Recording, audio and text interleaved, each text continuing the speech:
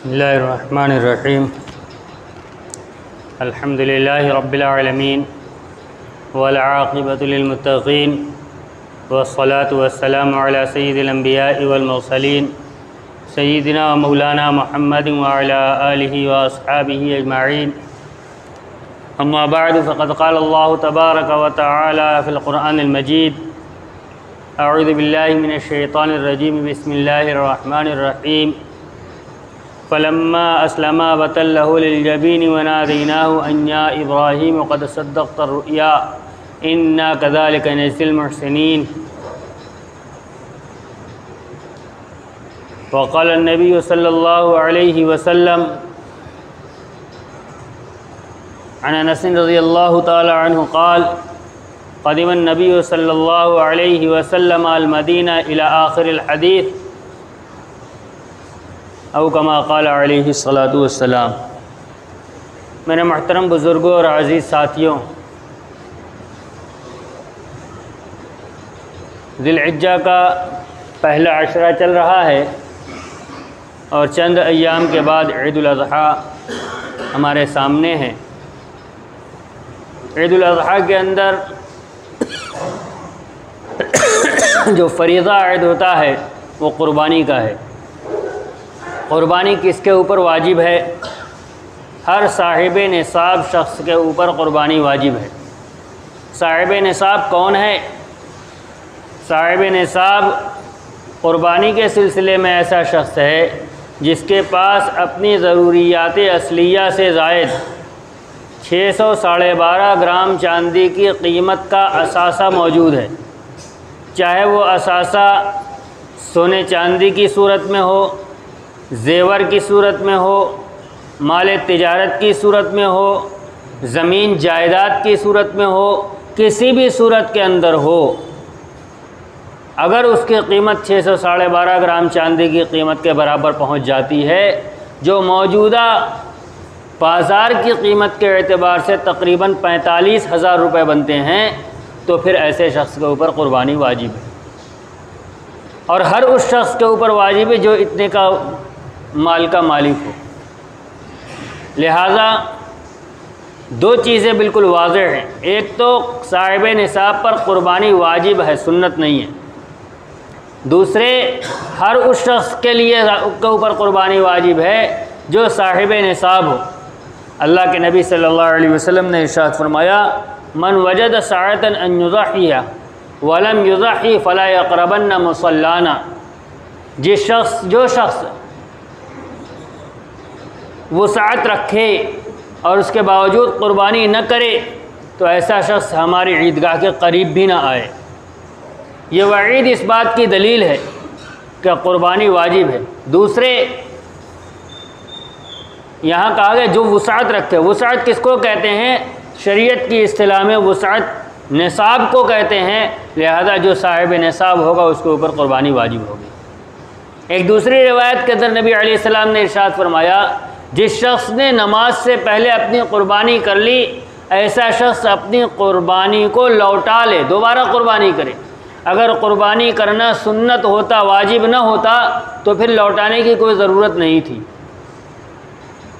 अल्लाह के नबी सल्लल्लाहु अलैहि वसल्लम ने फरमाया, जो क़ुरबानी नमाज से पहले की गई, उस क़ुरबानी का मतलब सिर्फ़ गोश्त का हुआ, वाजिब अदा नहीं हुआ। लिहाजा नमाज के बाद दोबारा क़ुरबानी कर ली जाए। इन रिवायतों की बुनियाद पर अहनाफ का मसलक ये है कि क़ुरबानी साहिब निसाब के ऊपर वाजिब है और हर साहिब निसाब की तरफ से क़ुरबानी की जाएगी। ये नहीं कि घर की जानिब से एक क़ुरबानी काफ़ी हो जाए।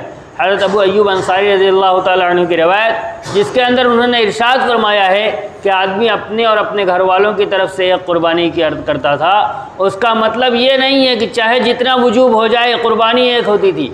उसका मतलब ये है, आज जो लोगों ने फ़ख्र के तौर पर क़ुरबानियाँ करना शुरू कर दी हैं कि मेरे यहाँ 10 क़ुरबानी होती है और मेरे यहाँ 20 और 25, तो ऐसा नबी अलैहिस्सलाम के ज़माने में नहीं था। नबी अलैहिस्सलाम के ज़माने में हर घर के अंदर एक क़ुरबानी होती थी।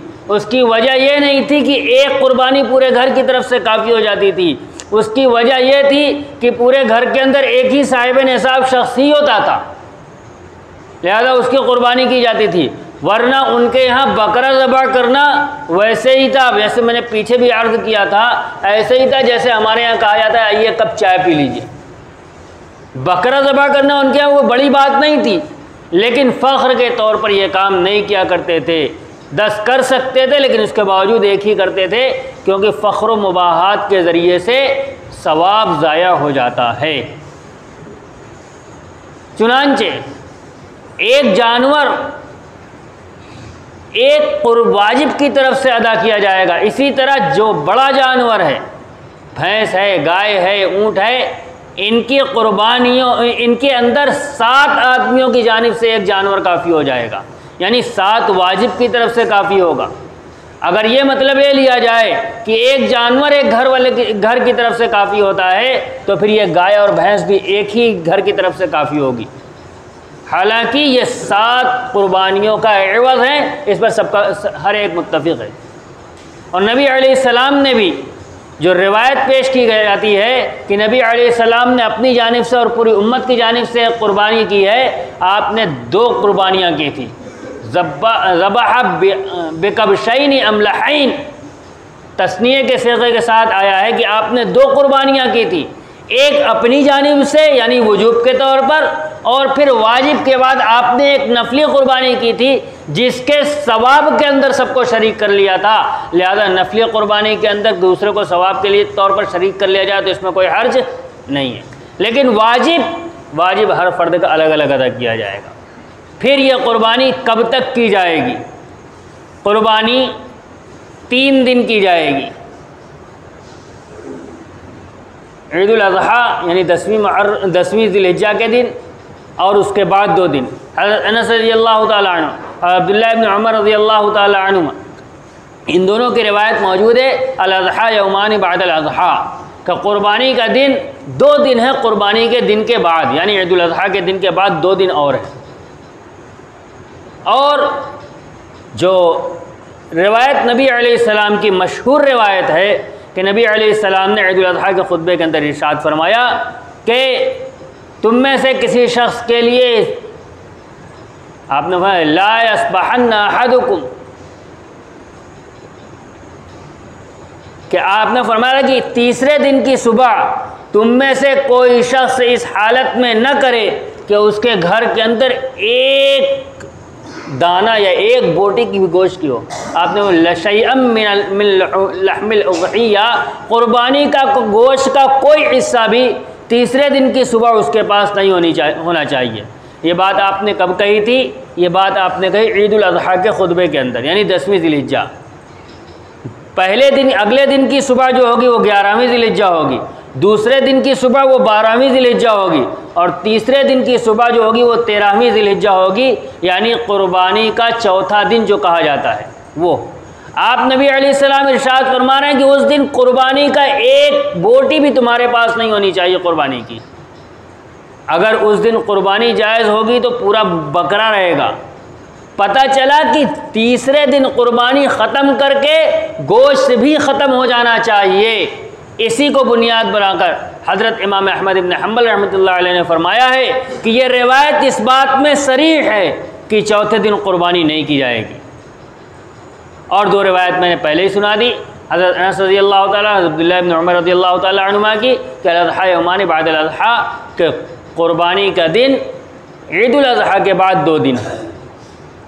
उसके बाद जो रिवायत 4 दिन की क़ुरबानी के सिलसिले में पेश की जाती है वो रिवायत अपनी सनद के एतबार से ज़ईफ़ है। मुहद्दिसीन ने इसको तफसील से किताबों के अंदर लिखा है। सुलेमान इब्न मूसा अल-अशदक़, इनकी वजह से ये रिवायत ज़ईफ़ है, लिहाजा ज़ईफ़ रिवायत से हुक्म साबित नहीं होता।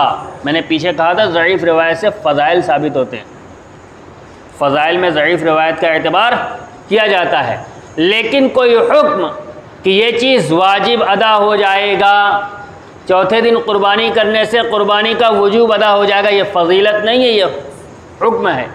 लिहाजा ये हुक्म ज़ईफ़ रिवायत से साबित नहीं होगा। दूसरी बात, 3 दिन कुर्बानी करने पर पूरी उम्मत मुत्तफ़िक़ है, लिहाजा एक ज़ईफ़ रिवायत को उम्मत के इत्तिफ़ाक़ के मुकाबले में कबूल नहीं किया जाएगा। आखिरी बात, कुर्बानी किन जानवरों की होगी। मैं मुख्तसर में बहुत तेज़ी के साथ बात मुकम्मल कर रहा हूँ, इसलिए कि आज गाड़ी की परेशानी की वजह से आने में बहुत देर हो गई।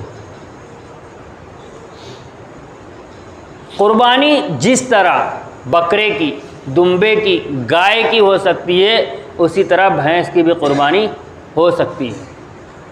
इसलिए कि नबी अलैहिस्सलाम ने जो 4 किस्म के जानवर बतलाएं, उसमें एक गाय है और भैंस गाय की किस्म है।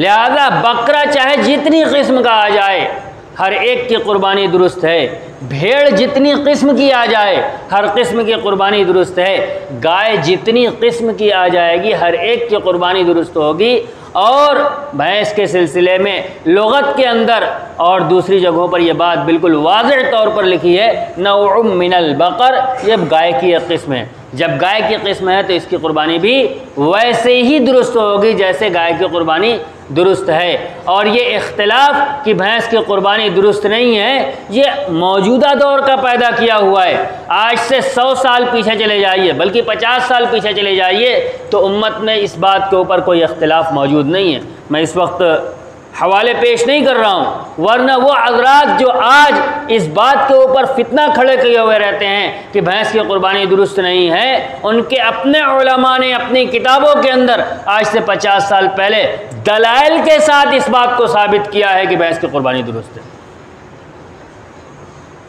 फैसला पहले अपने यहाँ करा लें कि हमारे यहाँ क्या सही। मौलाना उबैदुल्लाह मुबारकपुरी मिरआतुल मफाती शरह मिशकातुल मसाबी के अंदर लिखते हैं कि बेहतर ये है कि भैंस की कुर्बानी न की जाए।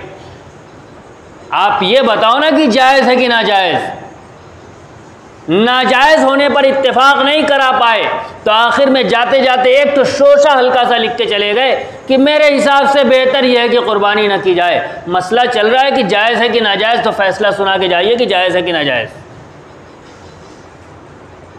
आम पूरी उम्मत इस बात के ऊपर मुत्तफ़िक़ है कि भैंस गाय की किस्म है, लिहाजा इसके ऊपर भी कुर्बानी वैसे ही दुरुस्त है जैसे गाय की कुर्बानी दुरुस्त है। लिहाजा जो मसाइल हमारे यहाँ हमें उलमा के ज़रिए से मालूम हुए, उसके ऊपर पूरा इत्मीनान रखें और जिस तरीक़े से बताया जा रहा है उस तरीक़े से अमल करें। कुर्बानी साहिब निसाब के ऊपर वाजिब है। और एक बात जो ये कही जाती है आजकल के दानिश्वरान, उन नामनेहाद दानिश्वरान की तरफ से, कि जानवर ज़बह करना, जान को ज़ाया करने का क्या मतलब है।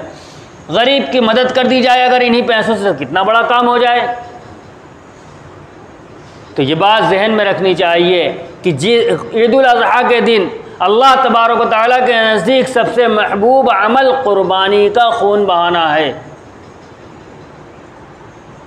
एक मुसलमान का कोई भी अमल इसलिए नहीं होता कि इससे फ़लाँ फ़ायदा फ़लाँ को हासिल हो जाएगा। उसके मकसद, अमल का सिर्फ़ एक मकसद होता है, अल्लाह तबारक व तआला राज़ी हो जाए।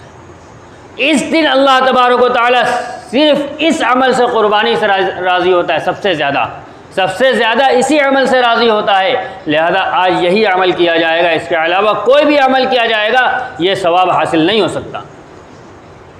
दूसरे, अल्लाह के नबी सल्लल्लाहु अलैहि वसल्लम ने इरशाद फरमाया, सुन्नत अबीकुम इब्राहीम, तुम्हारे जद्द अमजद हज़रत इब्राहीम अलैहिस्सलाम की सुन्नत है कुर्बानी। लिहाजा इस सुन्नत पर अमल करेंगे तो कुर्बानी करना पड़ेगा। अगर इसके अलावा कोई और अमल करते हैं तो सवाब तो मिल सकता है, इब्राहीम अलैहिस्सलाम की सुन्नत पर अमल करने का सवाब नहीं मिलेगा। लिहाजा ईद उल अज़हा के दिन कुर्बानी ही की जाएगी, इसके अलावा कोई दूसरा अमल इसके बदले में नहीं किया जाएगा। बहुत शौक़ है गरीबों की मदद करने का, तो फिर ठीक है कुर्बानी भी कीजिए, गरीबों की मदद भी कीजिए। गरीबों की मदद मकसद नहीं है, गरीबों की मदद तो ज़िम्नन आ गई है। इसलिए कि इस्लामी तालीमात की ये रूह है कि किसी भी मौके पर यह गरीबों को फरामोश नहीं करता। लिहाजा कुर्बानी के अंदर भी हुक्म ये दिया, अगरचे तुम्हें इजाज़त है कि पूरा गोश्त खुद इस्तेमाल कर सकते हो, लेकिन गोश्त के 3 हिस्से कर लो। एक हिस्सा गरीबों में तकसीम कर दो, एक हिस्सा रिश्तेदारों में सिर रहमी के तौर पर तकसीम कर दो, और एक हिस्सा खुद इस्तेमाल कर लो। क्यों? इसलिए कि इस्लाम की तालीमात की रूह ये है कि गरीबों को कभी फरामोश नहीं करता, ये रिश्तेदारों को कभी फरामोश नहीं करता। और ये जो एतराज़ है कि क्या ज़रूरत है जानवर को ज़बह करना, उसको अज़ियत देना, अभी कल की बात है, ये एतराज़ गैरों की तरफ से भी आता है। तो इसका जवाब एक गैर ने दिया था, बिल गेट्स, नाम आपने सुना होगा, व्हाट्सएप पे चल रहा है, मैंने भी वहीं पढ़ा है, हो सकता है सही हो सकता हो गलत हो, लेकिन बात तो सही है। कहने वाले ने कहा है नहीं कहा, इसमें तो इश्काल हो सकता है, लेकिन बात जो नकल की गई है वो सही है कि बड़े बड़े रेस्टोरेंट के अंदर, बड़े बड़े रेस्टोरेंट के अंदर रोज़ाना बेशुमार जानवरों को ज़बह किया जा रहा है और बड़े बड़े रईस लोगों के लिए उसको तैयार किया जा रहा है। मिसाल दी उसमें KFC और मैकडोनल्ड वगैरह की। रईसों के लिए जितने जानवर रोज़ाना ज़बह किए जाते हैं, ईद उल अज़हा के दिन उतने जानवर ज़बह नहीं किए जाते। लेकिन इश्काल करने वाला कभी KFC और मैकडोनल्ड पे इश्काल नहीं करता, इश्काल करता है तो मुसलमानों के ज़बह के ऊपर। अगर मकसद जानवरों से ताल्लुक़ ही है तो फिर KFC और मैकडोनल्ड के अंदर और इन बड़े बड़े रेस्टोरेंट के अंदर जो हो रहा है इसके ऊपर पहले पाबंदी लगाई जाए, क्योंकि ये 365 दिन होते हैं और ईद उल अज़हा की कुर्बानी साल में 3 दिन होती है। लिहाजा ये कहकर कि इससे जानवरों के ऊपर जुल्म होता है, गैरों की तरफ से जो एतराज़ आता है और इसी से मिलता जुलता एतराज़ हमारे दानिशवरान की तरफ से आता है, ज़रा नज़रिया वो लहजा तब्दील करके आता है, लेकिन सबके पीछे नज़रिया वही होता है। लिहाजा आज के दिन यानी ईद उल अज़हा के दिन सिर्फ़ और सिर्फ क़ुरबानी की जाएगी। क़ुरबानी से ज़्यादा महबूब अमल आज के दिन अल्लाह तबारक व तआला को कोई और नहीं है, और नबी इब्राहीम अलैहिस्सलाम के सुन्नत के ऊपर अमल इसी के ज़रिए हो सकता है। लिहाजा इन मसाइल को सामने रखते हुए ईद उल अज़हा की क़ुरबानी का अहतमाम किया जाए। अल्लाह तबारक व तआला हमें तौफ़ीक़ अता फ़रमाए। व आख़िरु दावाना अनिल हम्दुलिल्लाहि रब्बिल आलमीन।